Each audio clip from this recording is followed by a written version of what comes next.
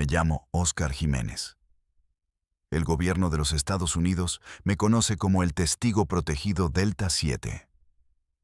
En el mundo del que vengo, el único que de verdad importa, el que te marca a fuego, me decían sombra. Tengo 52 años y cumplo 3 cadenas perpetuas consecutivas en la penitenciaría de máxima seguridad ADX Florence, en Colorado, un cubo de concreto del que no sales ni en un ataúd. El aire aquí es reciclado, espeso. Huele a desinfectante industrial y a la desesperación rancia de hombres que ya no esperan nada. He decidido hablar. No porque busque una redención que no merezco, sino porque el cáncer que me está devorando los huesos desde adentro me va a matar mucho antes de que este gobierno termine conmigo. Y hay verdades que no pueden, no deben, morir en el silencio de una celda. Verdades que pesan más que estas paredes de hormigón.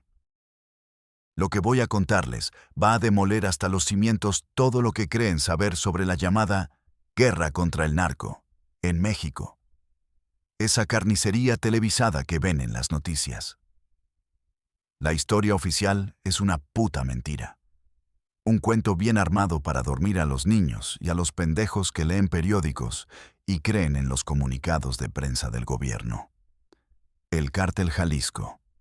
Nueva generación. Esa máquina de guerra y terror que ha desangrado a mi país hasta dejarlo anémico, no nació de la nada. No fue una simple escisión del Cártel de Sinaloa por una disputa de liderazgo, como les han hecho creer a todos. El CJNG fue un proyecto, un arma de diseño, una solución final concebida, financiada y entrenada en el más absoluto secreto por una facción del propio gobierno mexicano. Un poder en la sombra harto de su propia creación fallida. Su único y sagrado propósito: exterminar a los Zetas, y yo fui uno de los arquitectos de ese infierno. Yo fui reclutado de las cenizas de mi propia vida para construir ese monstruo. Yo estuve en ese rancho polvoriento y olvidado por Dios en la Sierra de Jalisco. Yo convertí a un grupo de matones resentidos en una fuerza de combate de élite. Yo entrené a Nemesio Oseguera Cervantes. Yo le enseñé al Mencho a canalizar su odio, a pensar 3 movimientos por delante del enemigo, a ser el demonio metódico y sin rostro que es hoy. Yo le di las herramientas, y él construyó un imperio sobre un cementerio que se extiende por todo México. Se preguntarán, con toda la razón del mundo, como un capitán primero de las Fuerzas Especiales del Ejército Mexicano, un gafe condecorado con la Medalla al Valor, un hombre que juró morir por la bandera. Termina aquí, hundido en la mierda más profunda que un ser humano puede imaginar, compartiendo pasillo con terroristas internacionales y traidores a su patria. La respuesta no está en la ambición, no en la codicia, ni en el dinero fácil. La respuesta está en la traición, en el sabor a óxido y ceniza que deja el honor cuando se hace pedazos en tu boca. Todo empezó en Tamaulipas, en el 2008. Aquello no era México, era el infierno en la tierra. Un feudo de la muerte gobernado con una crueldad de la Edad Media. Los Zetas no eran un cártel, eran un ejército de ocupación sádico y brutal. No solo traficaban droga, controlaban la vida y la muerte, la extorsión a los comerciantes, el secuestro de migrantes, todo. Cortaban cabezas por gusto, disolvían gente en ácido por deporte, y lo grababan en videos que subían a internet para que el miedo hiciera su trabajo de propaganda. Mi unidad, la élite del ejército, el Grupo Aeromóvil de Fuerzas Especiales, fue enviada a una operación de limpieza en un pueblo miserable llamado Miguel Alemán, un punto rojo sangre en el mapa cerca de la frontera. Nos vendieron la misión como un golpe quirúrgico, de manual. Entrar en la madrugada, neutralizar a un jefe de plaza conocido como el Comandante Lino. asegurar el perímetro y salir antes del amanecer. Inteligencia de alto nivel, nos aseguraron. Una victoria fácil para levantar la moral de las tropas. Pero fue una trampa. Una sentencia de muerte firmada en un escritorio con aire acondicionado de la Ciudad de México. Nos mandaron directo a la boca del lobo, a una carnicería planificada. Los Zetas nos estaban esperando. No eran 10 ni 20. Eran más de 100, apostados en las azoteas, con nidos de ametralladoras, armados hasta los dientes con fusiles Barrett calibre .50, que podían atravesar nuestros blindajes ligeros como si fueran de papel de aluminio. La emboscada fue de una violencia apocalíptica. El primer RPG impactó de lleno en el vehículo de punta, convirtiéndolo en una bola de fuego instantánea y matando a mis 4 primeros hombres. Luego, se desató el infierno. Un diluvio de plomo desde 3 flancos. De mi pelotón de 12 hombres, 12 hermanos con los que había compartido el pan, el sudor y el miedo. Solo yo salí con vida. Y no por valiente, sino por pura suerte y cobardía. Una explosión me lanzó a una zanja y quedé sepultado bajo los cuerpos destrozados y aún calientes del sargento Torres y del cabo Mendoza. Desde allí, paralizado por el terror, con el sabor de su sangre en mi boca, escuché cómo los remataban, uno por uno, con el tiro de gracia. Escuché sus risas, sus burlas mientras profanaban los cuerpos de mis hermanos. Pasé 6 horas bajo ese peso muerto, oliendo la mezcla dulzona de sangre y vísceras, sintiendo cómo sus cuerpos se enfriaban, hasta que el sol miserable de Tamaulipas salió y los Zetas se fueron, dejando solo silencio y muerte. El informe oficial del gobierno, el que leyeron mis superiores y las viudas de mis hombres, fue una bofetada, un escupitajo en la tumba de los caídos. Accidente durante maniobras de entrenamiento. Explosión accidental de municiones. 12 vidas borradas de la historia, reducidas a una mentira burocrática para no admitir la verdad. Que los Zetas controlaban hasta el aire que se respiraba en esa puta región. Que tenían gente infiltrada al más alto nivel del ejército. Esa noche, en la cama de un hospital militar, algo se rompió dentro de mí para siempre. El juramento a la bandera, el honor militar, la fe en la patria. Todo se convirtió en cenizas amargas en mi garganta. Solo quedaba el odio. Un odio puro, helado, un tumor negro que crecía en mi pecho y pedía sangre. Y fue en ese abismo de rabia silenciosa y botellas de tequila barato, esperando mi baja deshonrosa del ejército por estrés postraumático severo, que me encontraron. No fue un narco, no fue un sicario. Fue un hombre que yo conocía vagamente de mis tiempos en el Estado Mayor, el coronel Ignacio Valdés, un tipo de inteligencia, de esos que mueven los hilos desde las sombras de un despacho. Un hombre con la mirada de quien conoce todos los secretos sucios. Me citó en un café anónimo, de esos que huelen a humedad y café requemado. No hubo rodeos. Puso una carpeta sobre la mesa. Dentro, fotos de la masacre de mi unidad. Fotos forenses, crudas, que nadie fuera de la investigación interna debía tener. Fotos de los cuerpos de Torres y Mendoza sobre mí. Sabemos lo que pasó realmente, Oscar, me dijo con una voz tranquila, una voz que no admitía réplica. Y sabemos lo que sientes. La patria te falló. El gobierno tiene las manos atadas por la burocracia, por los derechos humanos, por la puta prensa que defiende a estos animales. Oficialmente, no podemos hacer lo que hay que hacer. Pero extraoficialmente, la patria necesita hombres como tú, hombres que ya no tienen nada que perder y todo por vengar. Me explicó el plan, el Proyecto Némesis, como lo llamaban en su círculo cerrado. Los Zetas eran un cáncer que se había salido de control. Una creación militar, entrenada por los americanos en Fort Bragg, que se había vuelto contra sus amos y ahora amenazaba con devorar al país entero. La quimioterapia de los operativos convencionales no funcionaba. Necesitaban radiación. Necesitaban crear un monstruo para matar a otro monstruo. Un grupo de choque. Un escuadrón de la muerte, financiado con dinero negro del gobierno y de empresarios poderosos hartos de la extorsión. Que operara sin reglas, sin piedad, sin nombre. Su misión: cazar zetas, desmantelarlos pieza por pieza, aterrorizarlos con su propia medicina. Mi misión: ser el entrenador en jefe. Tomar a la escoria que ellos reclutarían y convertirla en una jauría de lobos hambrientos.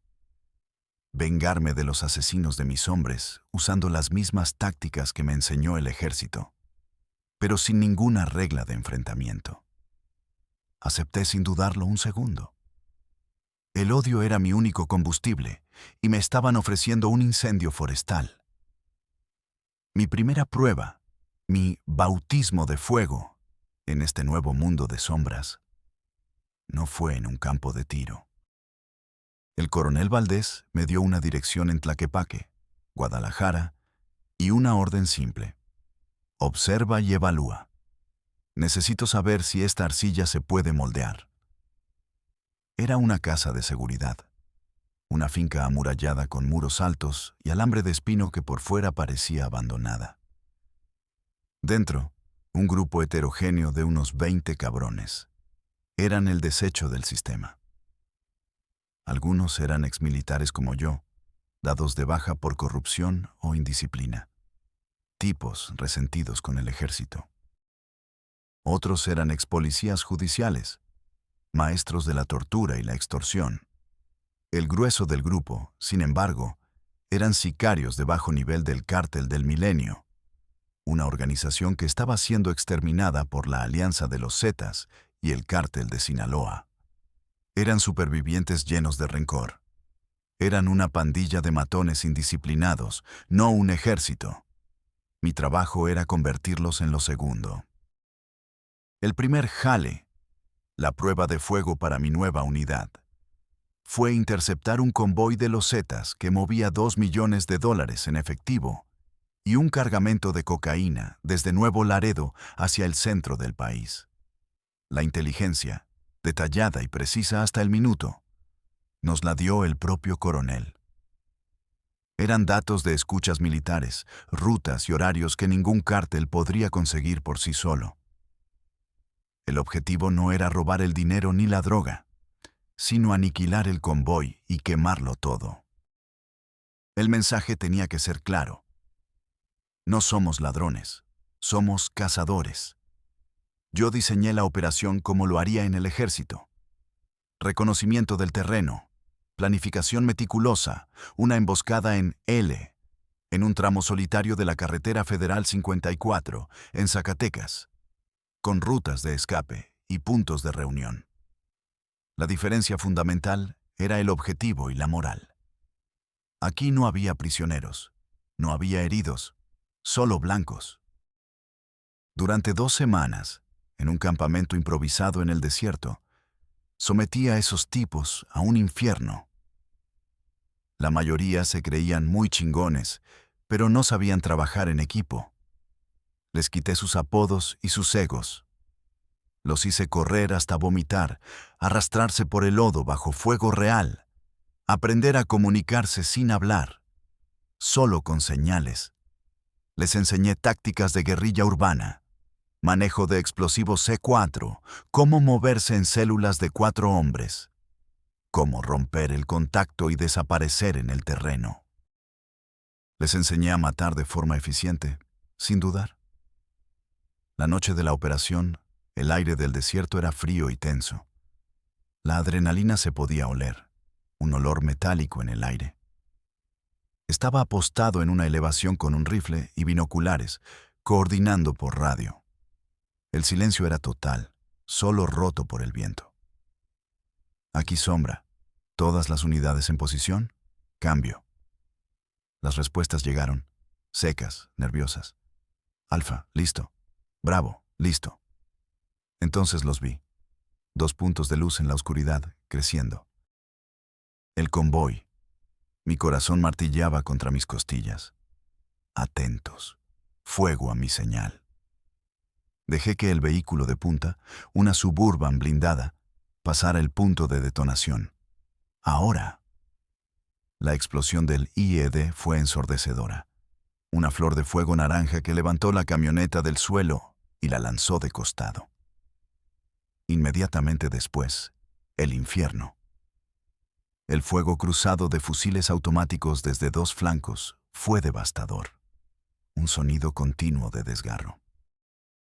Vi las chispas de las balas rebotando en el blindaje, los fogonazos de los rifles.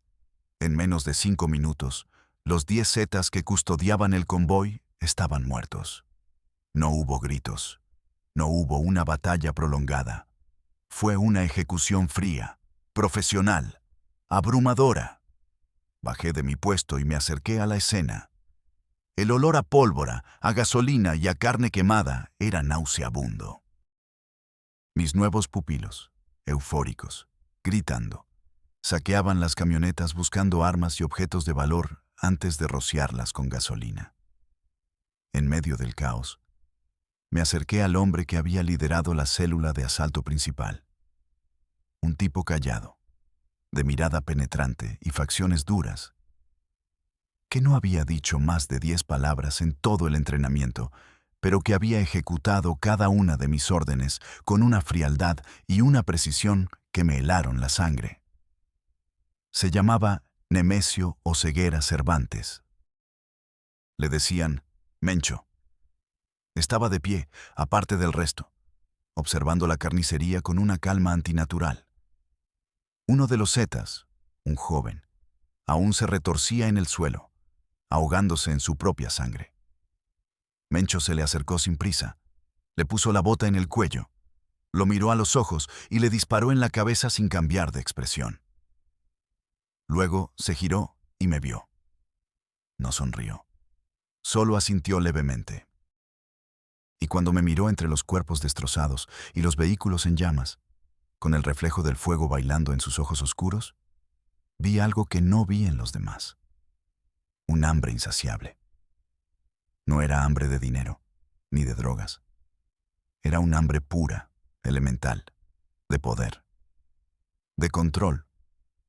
En ese momento no lo supe, pero estaba viendo el nacimiento de una leyenda negra, el verdadero protagonista del proyecto, el hombre que no se conformaría con ser una herramienta.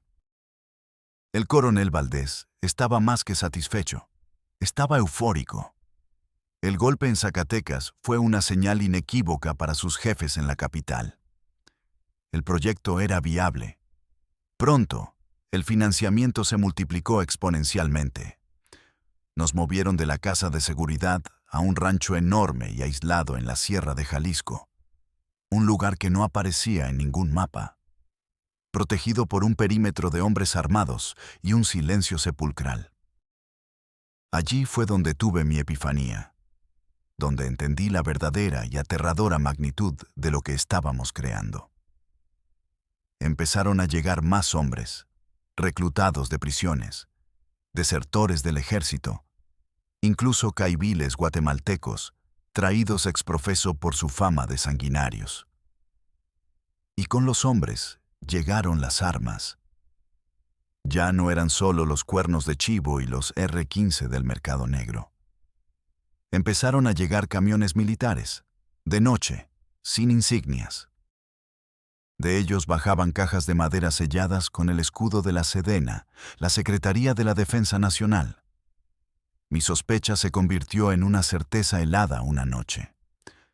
Me oculté cerca del camino de acceso al rancho cuando vi las luces de un convoy que no esperaba. No eran nuestros camiones. Eran vehículos del Estado Mayor Presidencial. Vi bajar al coronel Valdés, quien saludó con deferencia a un hombre de civil que bajó de un Humvee blindado. No pude verle la cara.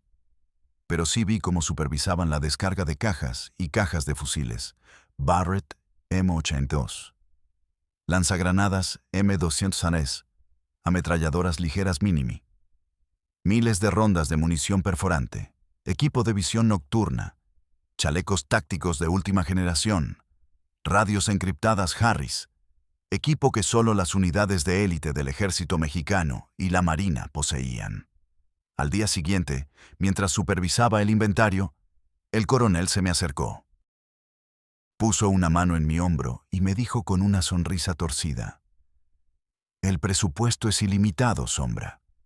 Tu único trabajo es que cada uno de estos hijos de puta sepa usar este equipo mejor que cualquier soldado, mejor que cualquier zeta». En ese instante, la venda se me cayó de los ojos. Esto no era solo un grupo de autodefensas o un brazo armado extraoficial. Estábamos construyendo un cártel desde cero, con la disciplina de un batallón de fuerzas especiales y el respaldo logístico y de inteligencia de un Estado. Yo era el decano de una academia de asesinos patrocinada por el gobierno.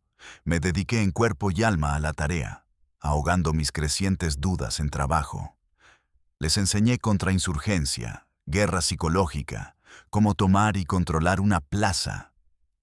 Les expliqué que no se trataba de llegar a balazos a lo pendejo, como hacían otros. Se trataba de infiltrar, de corromper a la policía local y a los políticos de bajo nivel, de poner una red de halcones en cada esquina, de ganarse a la población con regalos o aterrorizarla hasta la sumisión. Les enseñé a usar el terror como un arma estratégica, no como un capricho de sádicos. Cada cabeza cortada, cada cuerpo colgado de un puente, cada narcomensaje debía tener un propósito, un mensaje claro para el enemigo y para la sociedad. ¿Y Mencho?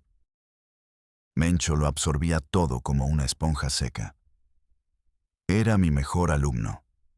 Hacía preguntas que los demás no se atrevían a hacer. ¿Por qué un ataque de distracción aquí y no allá, capitán? ¿Cuál es el efecto psicológico de dejar los cuerpos en la plaza del pueblo en lugar de en la carretera? Entendió antes que nadie que la violencia por sí sola no era suficiente.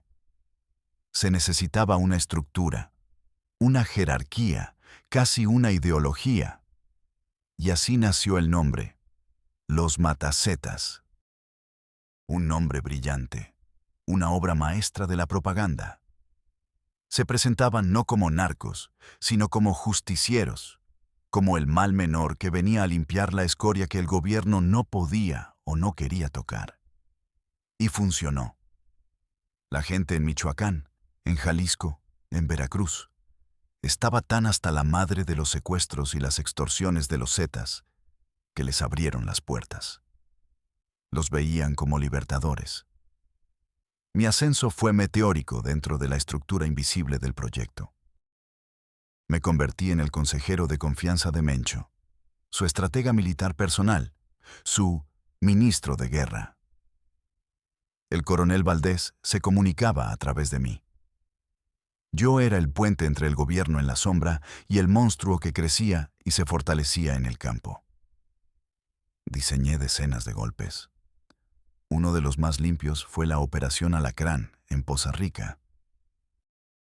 La inteligencia nos dio la ubicación de una casa de seguridad donde un comandante Z, el 758, no solo guardaba el dinero de las extorsiones de la semana, sino que también la usaba como casa de tortura. La orden era recupera el dinero y los libros de contabilidad y eliminar a todos. El problema: la casa estaba en un barrio residencial de clase media. Un tiroteo era impensable. Diseñé una infiltración nocturna. Usamos a 2 hombres, ex policías judiciales, que se hicieron pasar por técnicos de la compañía eléctrica que iban a revisar un apagón. La novia del 758 les abrió la puerta. Una vez dentro, la neutralizaron y nos abrieron al resto del equipo. Entramos como fantasmas. Yo iba al frente.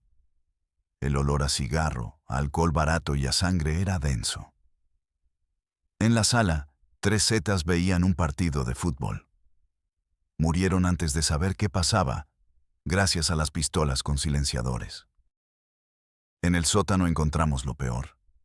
Un hombre, un comerciante local, colgado de las muñecas, brutalmente torturado. Aún respiraba, y el Z-58 estaba a su lado, con un soplete en la mano. Lo matamos allí mismo. Mientras mi equipo recogía el dinero y los documentos, me acerqué al comerciante. Estaba destrozado. «Ayúdame», susurró. Le corté las cuerdas, lo miré a los ojos y supe que no podíamos dejarlo ir. Era un testigo. Antes de que pudiera pensar más, Mencho, que había entrado al sótano detrás de mí, sacó su pistola y le disparó en la cabeza. Me miró fijamente. «Era necesario, capitán. No hay cabos sueltos». No dije nada. Tenía razón. Pero esa noche, por primera vez, me di cuenta de que el monstruo que yo había creado estaba empezando a enseñarme a mí sobre la crueldad. La culminación de la primera fase del proyecto, el momento en que el mundo supo que algo nuevo y terrible había nacido, fue la masacre de Boca del Río, en Veracruz, en septiembre de 2011. Lo que la prensa vendió como una brutal batalla entre cárteles rivales fue, en realidad, una operación de guerra psicológica planificada al más alto nivel, una puesta en escena macabra para presentar en sociedad a nuestra creación. El objetivo no era solo matar zetas, era aterrorizar a toda su organización y enviar un mensaje al resto de los cárteles y al propio gobierno. La inteligencia nos llegó directamente del coronel Valdés. Un listado completo y detallado de 35 personas, con nombres, fotos y direcciones. No solo eran sicarios y halcones. La lista incluía contadores, abogados, un par de policías estatales en su nómina e incluso familiares directos de miembros de los Zetas en la zona. La orden del coronel fue clara, transmitida por teléfono satelital. 0 supervivientes, sombra, 0. Y quiero que todo México lo vea. Durante una semana, varias células de los matacetas, entrenadas por mí para operaciones urbanas, levantaron a los objetivos uno por uno, en silencio, sin dejar rastro, usando vehículos clonados y falsas órdenes de aprehensión. Describiré uno, una abogada que trabajaba para ellos. 2 de mis hombres, vestidos impecablemente de agentes federales, la esperaron a la salida de su despacho. «Licenciada, acompáñenos, por favor. Una diligencia». La subieron a una camioneta sin insignias. Nunca más se la volvió a ver. Los llevaron a una bodega industrial abandonada a las afueras del puerto. Yo estuve ahí. Mi trabajo era la estrategia y la logística, no el sadismo, así que no participé en las torturas. Pero lo vi todo. El lugar apestaba a miedo, a orina y a sangre. Vi cómo Mencho, con sus propias manos, interrogaba a un contador para sacarle la ubicación de más casas de seguridad y rutas de dinero. No gritaba, no perdía la compostura. Hablaba en voz baja, casi paternal, mientras con unas pinzas de electricista le arrancaba las uñas de los pies, una por una. «Solo dime lo que necesito saber, compa, y este dolor se acaba». El hombre gritaba y suplicaba. Cuando obtuvo lo que quería, Mencho simplemente asintió con la cabeza a uno de sus hombres, el 85, quien sin mediar palabra le cortó el cuello al contador. No había ira en Mencho ni placer sádico, solo una eficiencia aterradora, la de un cirujano extirpando un tumor. Uno de los sicarios más jóvenes, un chico de Michoacán, vomitó en una esquina. Mencho se le acercó, le puso una mano en el hombro y le dijo en voz baja para que solo yo oyera: «Acostúmbrate, muchacho. o el próximo que limpie tu vómito será otro. El chico palideció, pero asintió. El día de la operación final, yo coordiné la logística desde una camioneta con vidrios polarizados a varias cuadras de distancia, monitoreando las frecuencias de la policía. 2 camiones de volteo, previamente robados, fueron cargados con los 35 cuerpos. La mayoría ya estaban muertos, pero algunos, los más resistentes, seguían con vida, amordazados y atados de pies y manos. Tuvimos un contratiempo. Un patrullero local se acercó a uno de los camiones, que se había detenido por un semáforo. Por la radio oí a mi hombre.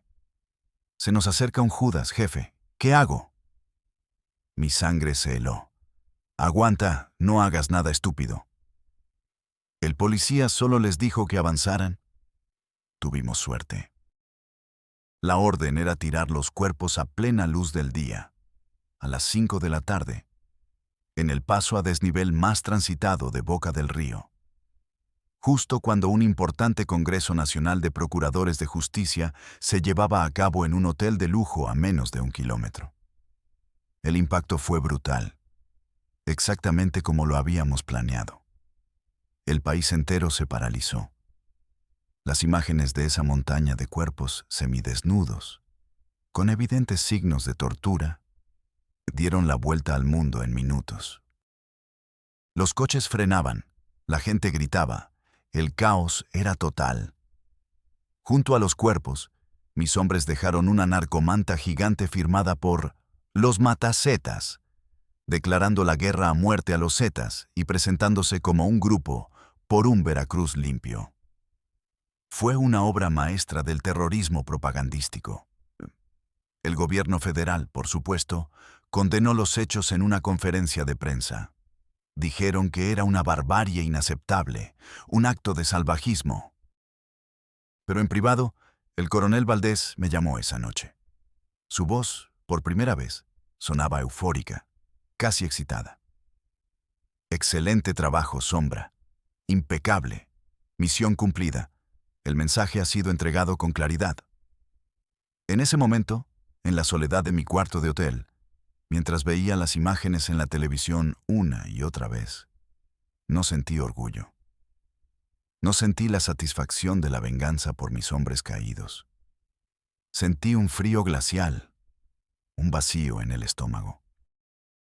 Habíamos desatado algo que ya no podíamos controlar. Mencho y su gente no solo habían cumplido una orden, lo habían disfrutado.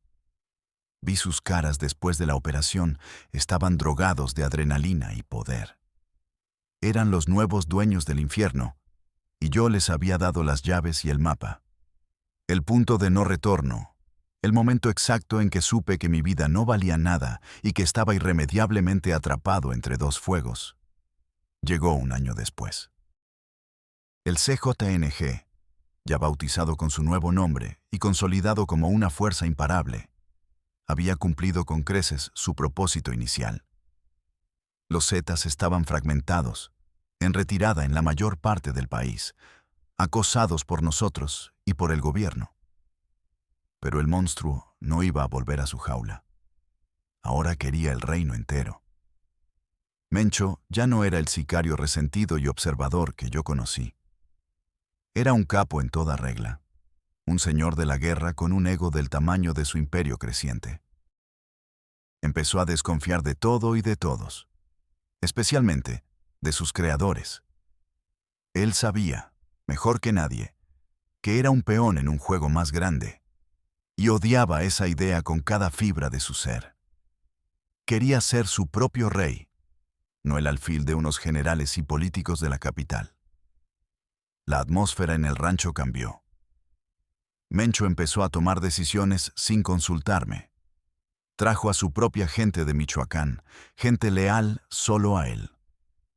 Las reuniones estratégicas se hicieron menos frecuentes. El primer indicio claro fue cuando el flujo de armas y dinero del gobierno empezó a disminuir drásticamente. El coronel Valdés me dio una excusa vaga.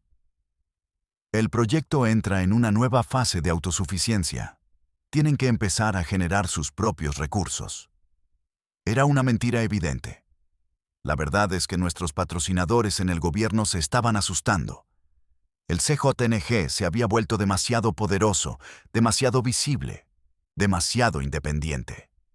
Estaban mordiendo la mano que les dio de comer. La gota que derramó el vaso, la que selló mi destino, fue la desaparición del coronel Valdés. Un día, simplemente, dejó de contestar mis llamadas en el teléfono satelital encriptado. Su número estaba fuera de servicio. Fui a la Ciudad de México. Usé mis viejos y escasos contactos en el Estado Mayor para averiguar qué había pasado. Nadie sabía nada. O peor, nadie quería saber. Su expediente había sido clasificado como ultrasecreto y luego borrado. Oficialmente, el coronel Ignacio Valdés nunca había existido. Era un fantasma. Pero yo sabía, con una certeza que me helaba la médula, sabía que Mencho estaba detrás. Era su movimiento más audaz y despiadado. Cortar el cordón umbilical, eliminar al único hombre que podía conectar directamente al CJNG con el gobierno que lo creó. Al matar al coronel, Mencho no solo se independizaba por completo, sino que me dejaba a mí a la deriva, como el último testigo viviente del pacto original, el único que conocía toda la historia. Me convertí en una bomba de tiempo andante. En la soledad de un cuarto de hotel, me miré al espejo. ¿Y ahora qué, Oscar? ¿A dónde vas? Si vas con el gobierno, te matan para silenciarte. Si te quedas, Mencho te mata porque eres el recuerdo de su servidumbre. Estás jodido. Completamente jodido. La paranoia se convirtió en mi sombra. Sentía la muerte en cada coche que se aparcaba demasiado tiempo en mi calle, en cada mirada desconocida. Un día, recibí una llamada de un número desconocido. Era la voz de El 85, uno de los lugartenientes más cercanos a Mencho, uno de los primeros que entrené. Su voz era plana, sin emoción, como si estuviera leyendo un parte. Sombra, el patrón quiere verte. Hay un jale nuevo, importante. Te espera en el rancho de la sierra mañana al mediodía. Sabía que era una trampa. Sabía que el jale nuevo era mi propia tumba. Si iba a esa reunión, no volvería. Mi cabeza ya tenía precio. La orden que no pude cumplir, la única en toda mi carrera, fue la de mi propio suicidio asistido. Comenzó la cacería. El cazador se convirtió en la presa, y mi cazador era la creación más letal que yo mismo había forjado. Sabía cómo pensaban, cómo se movían, qué tácticas de rastreo usarían, porque yo se las había enseñado. Esa era mi única y miserable ventaja. Esa misma noche, desaparecí. Metí en una mochila algo de dinero, una pistola y varias identificaciones falsas que había preparado para una contingencia como esta. Abandoné mi coche, mi casa, todo. Me afeité la cabeza, me dejé crecer una barba descuidada, adelgacé 20 kilos a base de miedo y mala alimentación. Me convertí en uno más de los miles de desplazados anónimos que huyen de la violencia en México. Un fantasma entre fantasmas. Usé todo mi entrenamiento de gafe para borrar mi rastro. No usaba teléfonos. Pagaba todo en efectivo. Dormía en pensiones de mala muerte que parecían escenarios de crímenes. Nunca más de 2 noches en el mismo lugar. Me movía por el país en autobuses de segunda clase, de esos que apestan a sudor y diésel, comiendo lo que podía, siempre alerta, siempre mirando por encima del hombro. Pero la red del CJNG era inmensa, una telaraña que cubría todo el país. Sus halcones estaban en todas partes: terminales de autobuses, gasolineras, hoteles, mercados. Tenían ojos y oídos en cada rincón, comprados con dinero o con miedo. 2 veces estuvieron a punto de atraparme. 2 veces sentí el aliento helado de la muerte en la nuca. La primera fue en un mercado de pulgas en San Luis Potosí. Mientras compraba algo de comida, reconocí a uno de mis exalumnos, un sicario apodado El Flaco. Nuestros ojos se cruzaron por un instante. Vi el destello de reconocimiento, luego la sorpresa y finalmente la codicia.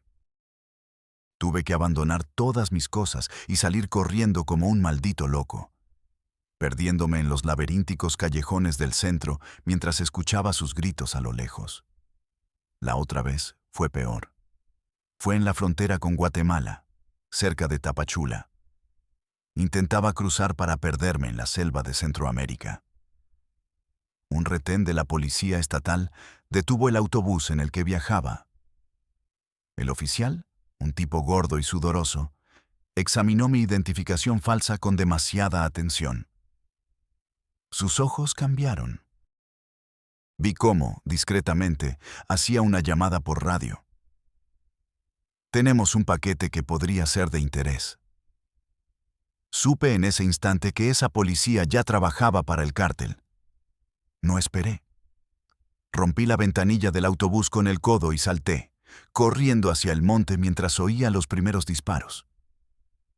Pasé 3 días en la selva, con el brazo sangrando, comiendo insectos y raíces, bebiendo agua de charcos, con el sonido intermitente de los helicópteros sobre mi cabeza.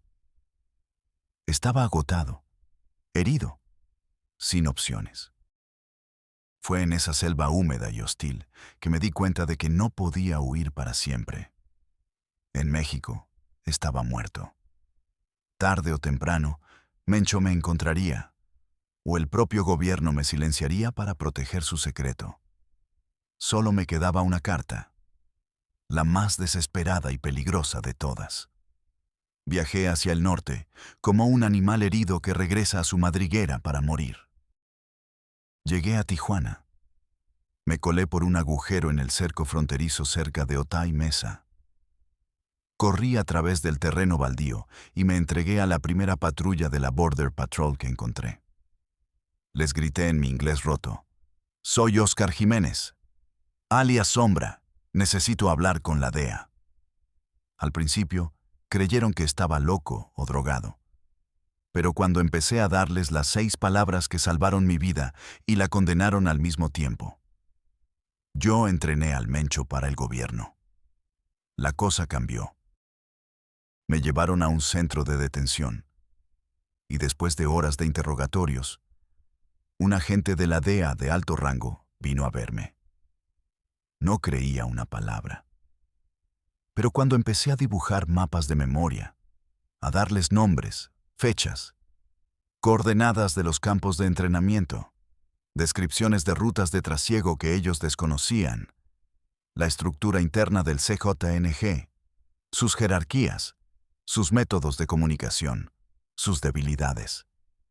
Su escepticismo se convirtió en asombro. Les di el tesoro de inteligencia más grande que habían tenido en años. A cambio, pedí una sola cosa: que me metieran en el agujero más profundo y seguro de su sistema penitenciario, donde ni la mano de Mencho ni la del gobierno mexicano pudieran alcanzarme jamás. Hicieron el trato. Fui juzgado en una corte secreta, extraditado bajo un nombre falso y sentenciado por conspiración y narcotráfico. Crímenes que, irónicamente, cometí al servicio del Estado. Me convirtieron en un fantasma, el testigo Delta 7. Me salvaron la vida para enterrarme en vida. Y aquí estoy, en este cubo de concreto de 2 por 3 metros, en el lugar más seguro y solitario del planeta Tierra. 23 horas al día de encierro absoluto. 1 hora, si me porto bien, en una jaula al aire libre un poco más grande que esta celda, desde donde solo puedo ver un pedazo de cielo sin nubes. No veo un árbol, no toco la tierra, No hablo con nadie cara a cara. Solo las paredes, el inodoro de acero y los fantasmas de los hombres que maté y de los hermanos que me mataron. Mi vida se acabó el día que acepté la oferta del coronel Valdés. Todo lo que ha venido después ha sido solo un epílogo largo y doloroso. He decidido contar esto ahora, grabar estas palabras, no porque espere el perdón. Para gente como yo no hay perdón, ni aquí ni en el infierno. Lo hago porque el cáncer me está dando una cuenta atrás. Y esta verdad no puede morir conmigo en el silencio. Lo hago para que la gente de mi país, la gente buena que se levanta cada día a trabajar y que sufre la violencia, la que llora a sus muertos, sepa que la guerra que ven en las noticias es una farsa. Es un teatro de sombras donde los políticos y los generales mueven los hilos de los monstruos que ellos mismos crearon y alimentaron.